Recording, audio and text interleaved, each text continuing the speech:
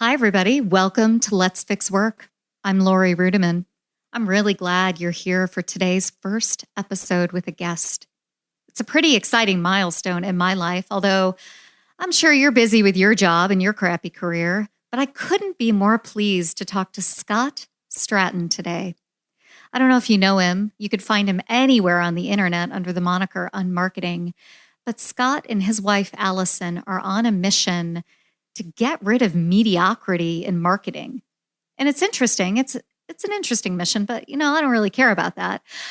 I wanted to talk to Scott because he really hated work. It was broken for him. And his solution was to burn it all down and build it back up.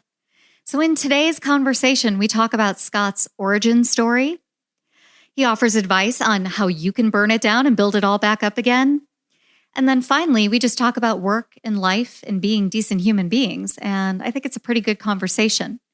What I think is also very interesting is that Scott was so willing to be part of my origin story, my reinvention on this platform, and we had never met in real life. We've known of one another for over a decade, but we have never had a conversation until today. And I think you'll see that prove out at some point, but I hope you enjoy this. And I'm really looking forward to your feedback, and I'll be back at the end to wrap things up. Work is broken. So is the way you think about it.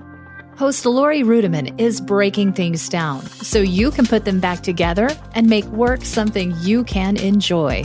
Let's fix work together. With the Let's Fix Work podcast, here's Lori. Hey, everybody. I'd like to welcome Scott Stratten to the Let's Fix Work podcast. Hello, Scott. How are you? I am fantastic. And the only caveat for this whole interview is I just don't work. So it's going to be a weird thing for people, but I'm highly unemployable. That's all right. That makes two of us. Kindred spirits. That's right. So I have a history in my life of burning things down and building it back up. And I feel like your origin story is similar to mine. So some people hate work like I do and dream of burning it all down and building it back up. And I thought maybe you could tell us a little bit about who you are and how you came to be.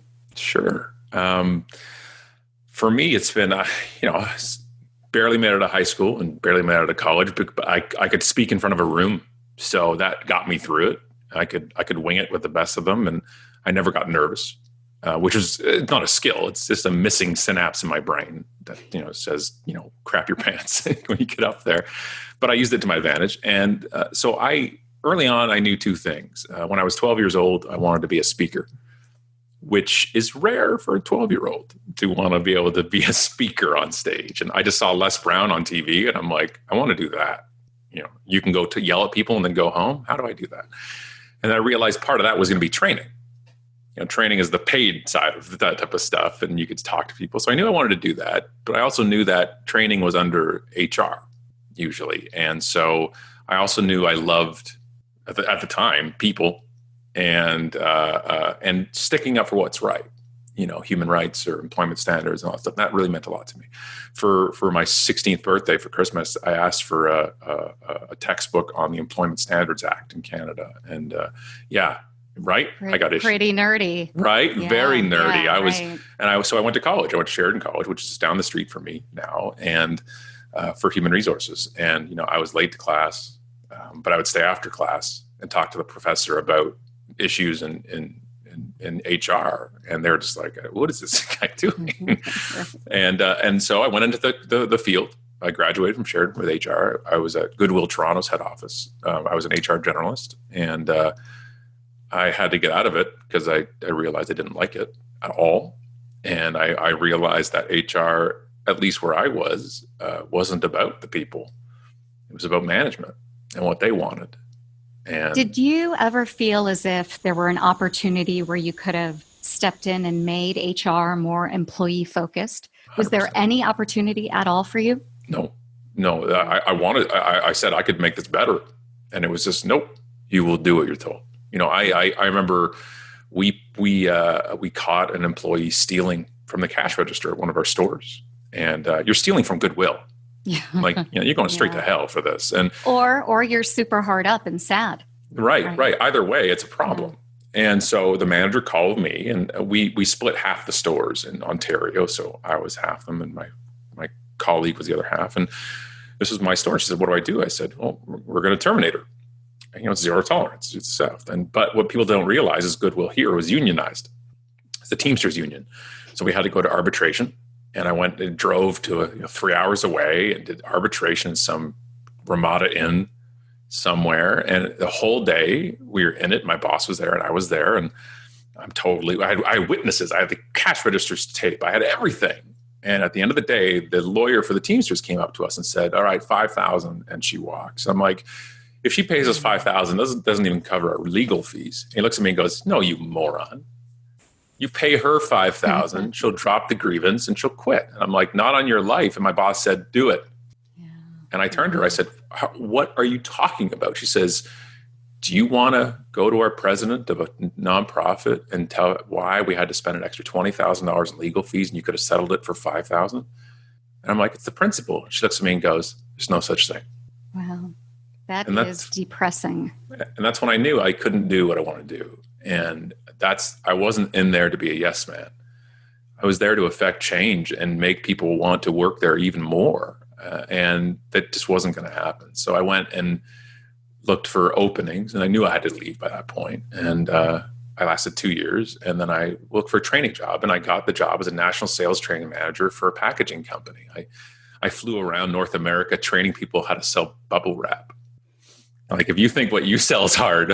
Yeah. I'm an HR blogger. I know what I sell is hard, but bubble wrap is harder. So how do you sell bubble wrap? I sold air. Tips? Yeah. I ran 2-day training schools on this crap. I was 16 hours of content. Wow. Like, if you think you can fill time, you got nothing on me. And so I did that for 2 years. And then Owen, who's now 16, was about to be born. And I went to the president, who called me Chris. I don't know why. And I sat down, I said, "I'm not going to do this job. I'm not going to fly around all the time over weekends to save the company money and all this, and then come into work 40 hours a week. I'm a trainer. There's only so much I can do in the office.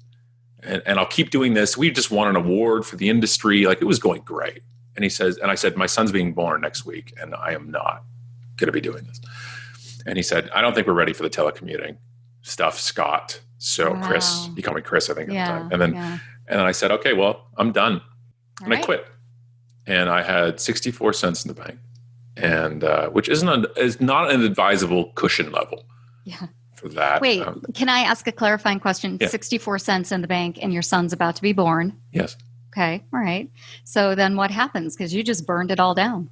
What if I told you that your boss skydives, Tim in marketing is a magician, and Sam in accounting does sums in his head while standing on his hands? Seeing sides of the people you work with but never see, sides that inform and inspire their work and that can inspire yours, is what The Talent Show is all about. Email me, Tom Alexander, host of The Talent Show, at talentshow@backboneinc.com, and show us what you got. I look forward to seeing you on The Talent Show.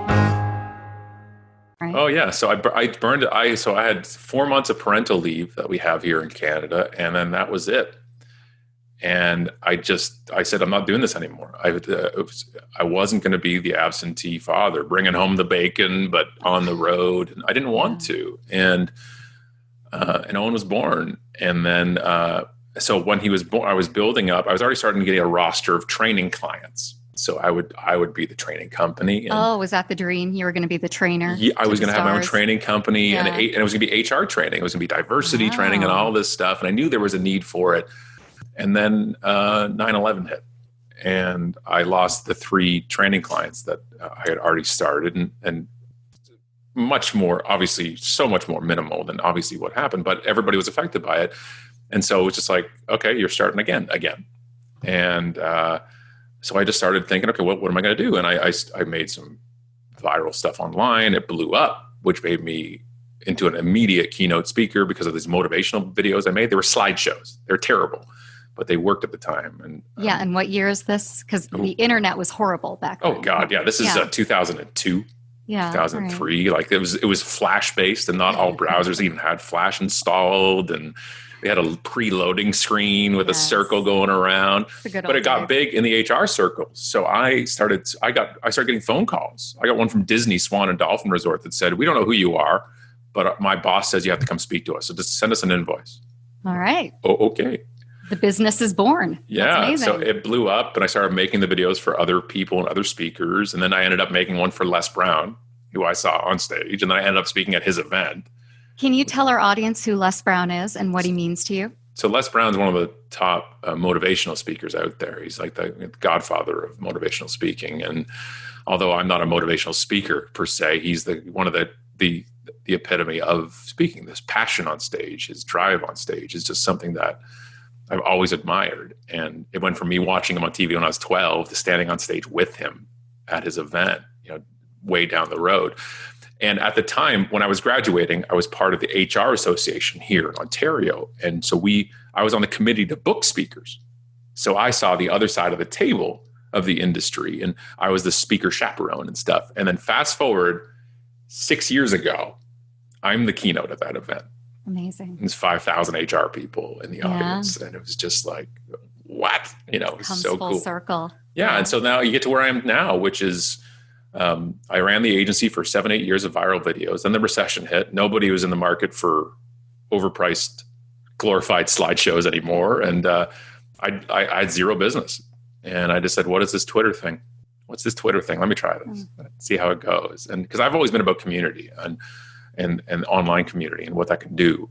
And so I just started going nuts on Twitter. In January 2009, I tweeted 7,000 times in the month. And I went from 1,000 followers to 10,000 followers and realized there's something here. And like anything in business, it's all a combination of luck, timing, and skill. That's right. And I blew up, and I always knew if you want to make enough noise, people will come to you. And I'm good at making noise. And the publisher, Wiley, approached and said, "Why haven't you written a book yet?" And I said, "Why haven't you offered me a book deal yet?" And they said, "Touche." And I started writing UnMarketing. And it was a train wreck of 40,000 terrible words. And Allison came along, who I met on Twitter. And we were talking at the time on BlackBerry Messenger on BBM. And I said, "I'm screwed. This book's due in a week." And it's terrible. And she says, "Let me have you look." And little do I know, she's a phenomenal writer. Yeah. And she turned it into 60,000 beautiful words. And I sent a tweet in January of 2010 to my followers and said, "The book's coming out in September. Who wants me to come to their city on the Unbooked tour? Pre-order 100 books, fly me there and put me up, and I'll do it." And it was a speaking tour, not a book tour. So all these social media clubs did it, and American Marketing Associations did it. And the reason why you had to fly me there and put me up is I had no money. Yeah, I see this theme still. Yeah. All right. I was dumb, and I didn't save, I didn't market, I didn't do anything. And like I had nothing. And then I literally haven't so 30 cities signed up for it. One tweet. Okay. 30 cities. Half of those cities, the people that put their hand up had never run an event in their life. Wow. But they wanted to support the book and me. And honestly, no exaggeration, I haven't stopped speaking since then. So I've done 380 keynotes since then. Amazing. It's all I do now for a living. I stopped consulting 6-7 years ago. I burned that down because I hate it. Yeah. I Tell me what you hate about consulting, because I have killed my consulting business mostly because I can't stand to be around mediocre people, and I want more control over my day. So how about you? Yeah, there you go. I was tired of helping other people's businesses and them not doing anything with it. Yeah, they don't deserve it. No, and I back in those viral video days, and so when I was doing consulting, then we made one company $3.5 million in a week over and above what they were making. So we increased their revenue, which was the same as their annual revenue. Oh my God! And we got on a call the next week because I was doing business consulting with them, and part of that was a weekly check-in call. And after that happens, they get on the call and they're like, "Great, what's next?" I'm like, "You should be sending me a check for the next 10 years and never talk to me." Yeah. It was the home run every week. It was exhausting. And I didn't like it. I like it now because I'm on stage and they can't talk back to me. You know what I mean? Every keynoter's secret fantasy. That's right. That is it. Yeah, it's a perfect life. I can yell at you. I can yell what I think and then have no accountability. It's glorious. So, I hear this in you, this drive to be up on stage, to speak, to perform, but we're in a weird state in our economy where, I don't know, the rug's going to get pulled out at any given time. At least we feel that way here in America. Many of us do. And the thing that has been so special about this bubble is that it's pulled a lot of people forward, and we've all become performers and artists and creators. But eventually it's going to end. So what are you doing to make sure that you're ahead of it? Or do you not worry about it? Are you so secure that it's no big deal? Yeah, I figure it out. Yeah. And that's the thing is for me, like, I don't have this endless drive, if that makes sense. I don't have an endless drive for growth. I'm not that guy that's like, we're at this point and let's keep driving. Let's keep looking at all these things and create new silos in our company. We can do the training stuff now. I can franchise the UnMarketing name. I can do that. It's not what I want to do. And I just know that where I'm at now in business, if we took a 50% hit, we're still fine. And I don't. Wait, are you fine because you now have a life partner who can also manage your finances a little differently? Is that part of what's going on here? That's part of it, but it's also that it's doing so well that I'm at a point in the career that I'm not naive enough to think that a recession type thing can't happen again. But I also know that certain things and certain conferences will always go, that they were going in 2008, 2007, 2009. And, we pull in $1 million a year keynote speaking. I don't know how much more I need. Yeah. And if we made $500,000 a year, I'd still be laughing and smiling. And I have no want to do other. I don't have a want to do more. And I'm living my dream. I'm living my dream from when I was 12 years old. And I'm home. When I'm home, the kids get home from school. Like right here, I'm sitting in our front library of the house we bought because of what we built. And this is coming from somebody flying around on a prepaid credit card in 2010 to try to make a book tour stop to now. And to be living a dream is one thing, to realize you're in it is another. And that to me is bliss. And I love this. People are like, well, you're on the road. You do 60, 70 keynotes a year. And I might be on the road 150 days a year, but I'm home for 200 days of the year. And I'm home. I'm not working. I'm not consulting. I'm home all summer.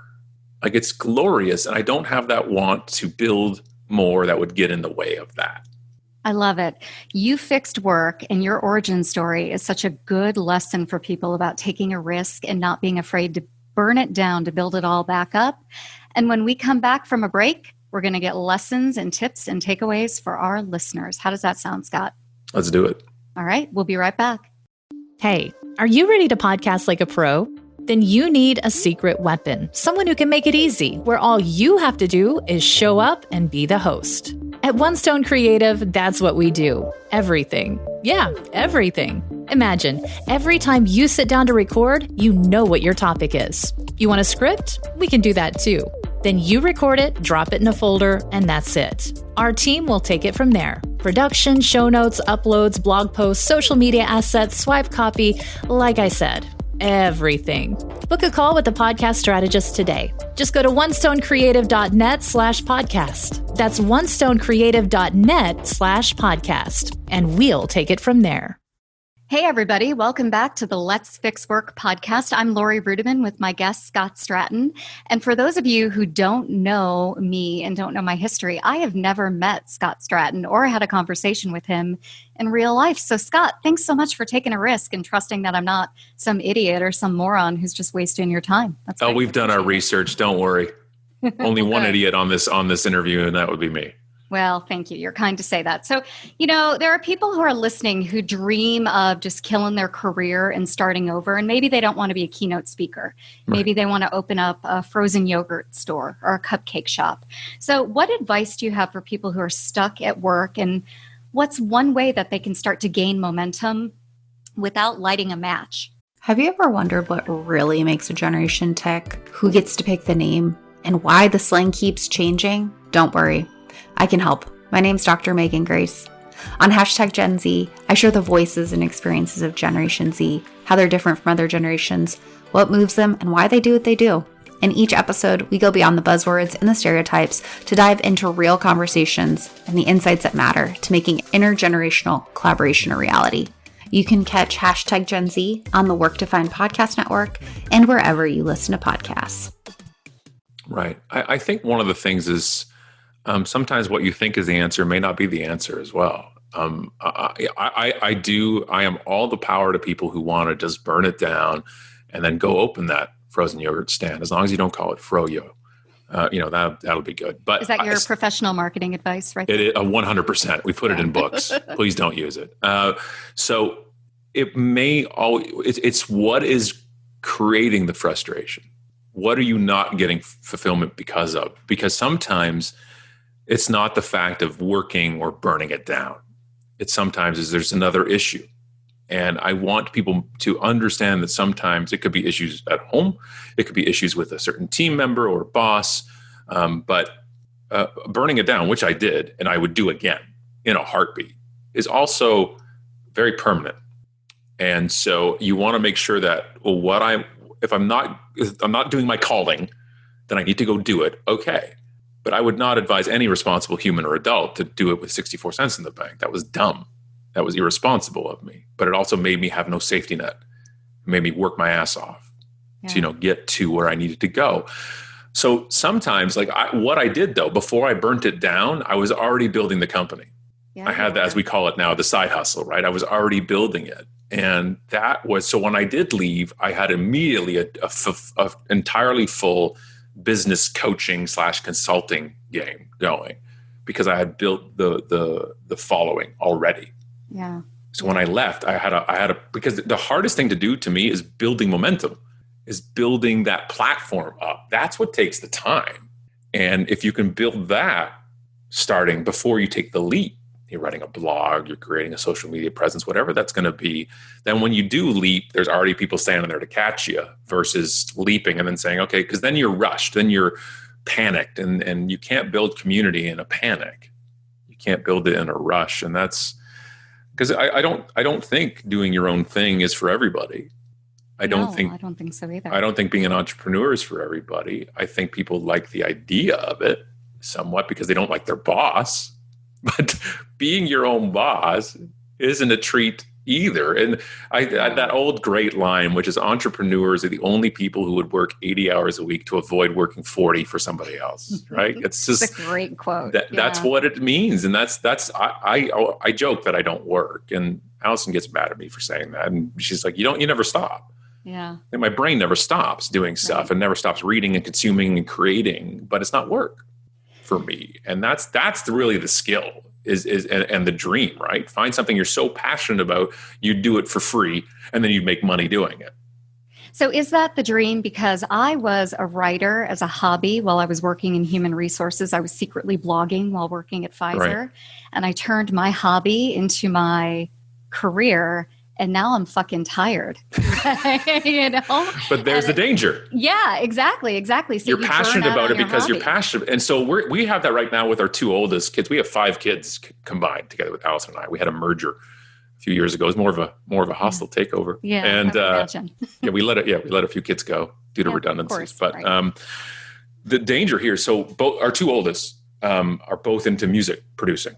They don't stop. They're just so our owner, 16-year-old upstairs, just gets home from school, makes music every day. It's the past year. I mean, he's made 200 songs. He just doesn't stop. And Aiden, our oldest, is at college right now for music industry arts. This is what he wants to go into. And I was talking to Owen, the younger one, and I said, "You love it now," and I fully support it. My background is from the music industry too, so I'm proud of it and I love it.